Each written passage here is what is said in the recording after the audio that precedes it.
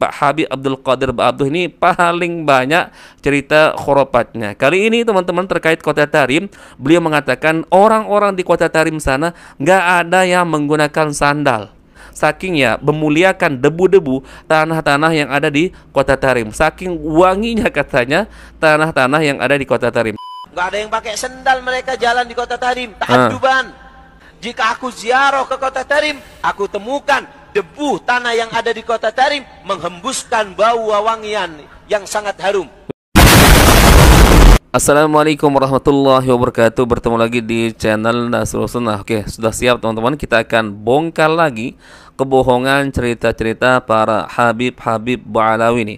Ini masih kaitannya teman-teman seperti video sebelumnya, di mana mereka tuh sangat menyanjung-nyanjung dengan sanjungan yang luar biasa terkait Kota Tarim ya, kota kelahiran nenek moyang mereka teman-teman. Akan tetapi justru mereka yang menyanjung tinggi Kota Tarim lebih betah tinggal di Indonesia. Katanya Kota Tarim itu adalah kota yang kaya raya ya, makmur, sejahtera, kotanya para wali ya, kota 1000 wali. Tidaklah bayi-bayi yang baru lahir, melainkan mereka sudah mendapatkan predikat sebagai wali. Bahkan laki-laki di sana yang belum tumbuh jenggot, belum tumbuh kumis juga sudah mendapatkan predikat wali. Subhanallah teman-teman. Kemudian seperti yang dikatakan oleh Ustadz Abdul Somad, sang marketing Kota Tarim teman-teman ya, sengaja di sana jalanan-jalanan yang ada di Kota Tarim tidak diaspal, dibiarkan tanah saja. Bukan karena pemerintahan di sana miskin, pemerintahan di sana kaya raya, akan tetapi sengaja tidak diaspal untuk memuliakan, untuk mengenang bekas jejak-jejak kaki para wali yang pernah menginjakkan kakinya di tanah Tarim teman-teman. Subhanallah. Ini semakin hari semakin halus, semakin khurafat. Lalu bagaimana kabarnya dengan Mekah, Madinah, kemudian Palestina teman-teman, yang sudah jelas tidak bisa dibandingkan pahala satu kali saja sholat di sana teman-teman. Sampai-sampai Rasulullah menganjurkan kalau kalian mau ya melakukan perjalanan jauh, misalkan nih wisata religi lah yang biasa disebut oleh orang-orang Indonesia, Rasulullah mengatakan apa? La tusaddur halu illa ila salasati masajid, al-masjidil haram wa masjidi hadha al-masjidil aqsa. Tidak diperkenankan melakukan perjalanan jauh kecuali 3 tempat, yaitu ya Mekah, kemudian wa masjidi hadha, masjidku di Madinah, kemudian di Palestina. Tujuannya misalkan teman-teman kalau ada yang ingin melakukan perjalanan jauh untuk mencari barokah, katanya misalkan teman-teman, nggak ada tempat yang paling barokah teman-teman kecuali 3 tempat tersebut. Terbukti sholat satu kali sholat di Mekah ya, di Masjidil Haram di Palestina itu beribu-ribu kali lipat dibandingkan seluruh masjid yang ada di muka bumi ini. Bahkan sampai seluruh masjid yang ada di Yaman, yang ada di Kota Tarim. Bahkan jelas Rasulullah juga bersabda teman-teman, 2 kota suci yang tidak akan pernah bisa dimasuki oleh Dajjal, yaitu Mekah dan Madinah. Dan di sana juga bekas jejak-jejak kaki para nabi ya, para rasul. Jelas teman-teman, para sahabat nabi juga dikuburkan di sana di pemakaman Baqi teman-teman. Akan tapi nggak ada tuh alasan pemerintahan Arab Saudi untuk tidak mengaspal jalanan-jalanan di sana teman-teman. Yang dimuliakan adalah ajaran para nabi, para rasul ya, bukan bekas kakinya. Subhanallah teman-teman. Baik, coba kita simak video yang pertama teman-teman. Ini aneh ya. Habib ini, Pak Habib Abdul Qadir Ba'abduh ini paling banyak cerita khurafatnya. Kali ini teman-teman terkait Kota Tarim, beliau mengatakan orang-orang di Kota Tarim sana nggak ada yang menggunakan sandal.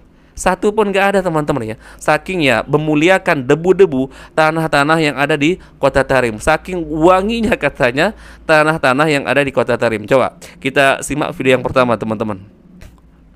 Di sana nggak ada yang pakai sendal. Nggak ada yang pakai sendal mereka jalan di Kota Tarim. Ta'adduban. Idza nahnu zurnaha wajadna turabaha yafuhu lana ka'ambaril mutanaffisi. Jika aku ziarah ke Kota Tarim, aku temukan debu tanah yang ada di Kota Tarim menghembuskan bau wewangian yang sangat harum. Ka'ambaril mutanafisi, seperti minyak ambar yang sangat harum. Wa namsi hufatan fitaraha ta'adduban, dan kami berjalan tanpa hufatan, tanpa alas kaki di Kota Tarim, ta'adduban, sebagai adab kami kepada Kota Tarim, ka'annana namsi biwadil muqaddasi, seolah-olah kami berjalan di lembah yang suci. Ya Allah, teman-teman, ini kebohongan apa lagi? Katanya orang-orang yang berada di kota Tarim nggak ada yang menggunakan sendal. Saking begitu sucinya, wanginya tanah-tanah atau debu-debu yang ada di kota Tarim. Tapi bagaimana dengan video ini, teman-teman ya? Semuanya pakai sendal, teman-teman. Saya ingin katakan kepada orang ini, Pak Habib Abdul Qadir Ba'abdun, ya sudahlah, ini era digital Pak Habibnya. Jangan main-main ya dengan cerita-cerita bohong. Apalagi tujuan Anda yang untuk memuliakan, menaikkan derajat klan Anda sendiri, golongan Anda sendiri, Habib-Habib Anda sendiri. Ya, jangan main-main di zaman sekarang ini. Begitu mudahnya kita menelusuri ya fakta-fakta untuk membantah kebohongan-kebohongan cerita Anda. Subhanallah, teman-teman ya, di era digital seperti ini masih ada orang yang suka cerita-cerita bohong ya terkait negara nenek moyangnya.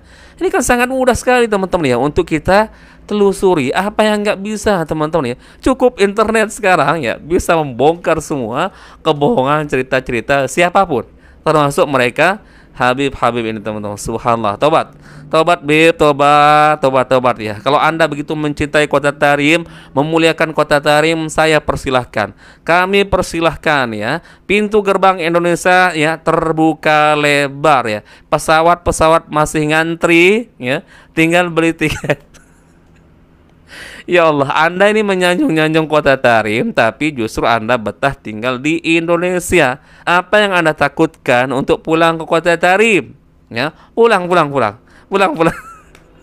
Oke, teman-teman, kita simak video yang kedua, teman-teman. Ini juga bukti bahwa cerita Habib ini bohong, yang katanya nggak ada orang yang pakai sendal. Coba lihat, sampai kernet mobil angkot, teman-teman ya, mobil kendaraan umum juga semua pakai sendal. Bahkan ada yang pakai kaos kaki loh.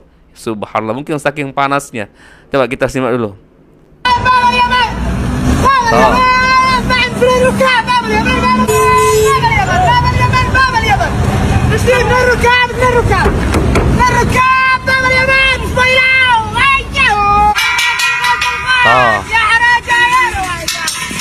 Pakai sendal, pakai kaos kaki. Siang bolong pakai kaos kaki, pakai sendal, teman-teman. Nah, toh.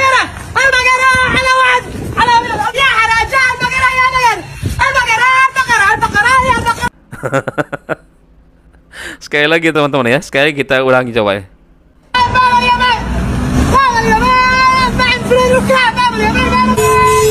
Ini wali-wali di kota Yaman, teman-teman ya. Di kota Tarim.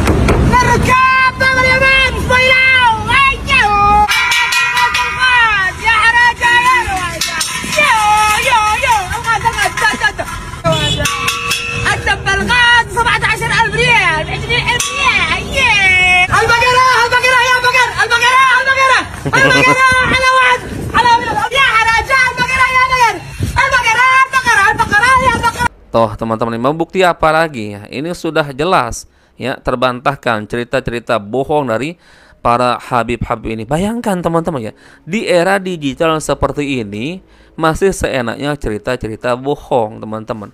Demi untuk apa ya? Demi untuk memuliakan ya junjungan-junjungan mereka, agar derajat mereka naik, teman-teman ya, terutama di hadapan para jemaahnya, di hadapan orang-orang awam. Tapi lama-lama, teman-teman, kasihan orang-orang awam yang didoktrin dengan cerita-cerita bohong seperti ini.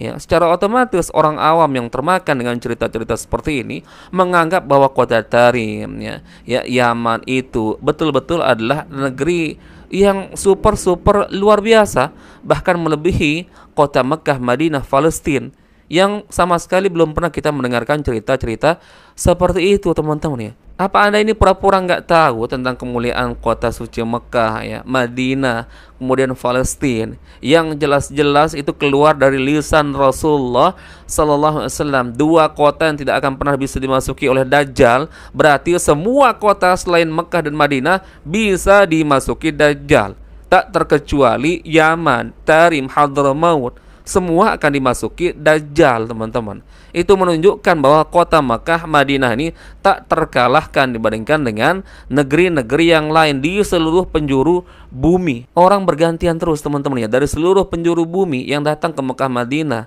untuk melakukan ibadah umroh ataupun seperti misalkan di musim haji, teman-teman. Lah ini subhanallah, ya Allah, ya Allah. Ya, entah bagaimana ini Habib-Habib ini kok begitu entengnya lisannya, teman-teman ya, menceritakan sesuatu hal yang bohong. Bahkan Rasulullah juga katanya pernah bersabda, bayangkan, ini cerita disandarkan kepada hadis Nabi. Katanya Rasulullah pernah bersabda, aku adalah orang Yaman. La ilaha illallah. Ini tidak ada lain tujuannya, teman-teman ya, demi untuk ya menjunjung tinggi klan mereka sendiri, menaikkan derajat ya junjungan mereka sendiri, teman-teman, sampai berani berdosa atas nama Rasulullah sallallahu alaihi wasallam yang tidak pernah Rasulullah ucapkan, teman-teman. Tidak pernah Rasulullah mengucapkan ya kata seperti itu. Jelas Rasulullah itu lahir di Makkah, meninggal di Madinah, kuburannya di Madinah. Ya Allah, teman-teman. Ya, silahkan kalian nilai sendiri, teman-teman ya. Bagi muhibbinnya ya yang sudah melihat terbongkarnya kebohongan-kebohongan mereka, ya saya berharap kepada Allah Azza wa Jalla agar memberikan kalian hidayah, teman-teman ya. Hidayah murni ada di tangan Allah Azza wa Jalla. Kita hanya saling menunjukkan, teman-teman ya, memberi nasihat atau memberikan saran, menunjukkan fakta-fakta. Selebihnya, teman-teman, yang mengetuk hati seorang manusia adalah Allah Azza wa Jalla. Maka tetap kita berharap kepada Allah Azza wa Jalla agar kita semua senantiasa dalam naungan hidayah Allah Azza wa Jalla. Taib. Mungkin itu yang bisa kita share-share, teman-teman, di video kali ini. Semoga bermanfaat sebagai informasi bagi kita. Insya Allah kita bertemu lagi di video berikutnya. Barakallahu fikum. Assalamualaikum warahmatullahi wabarakatuh.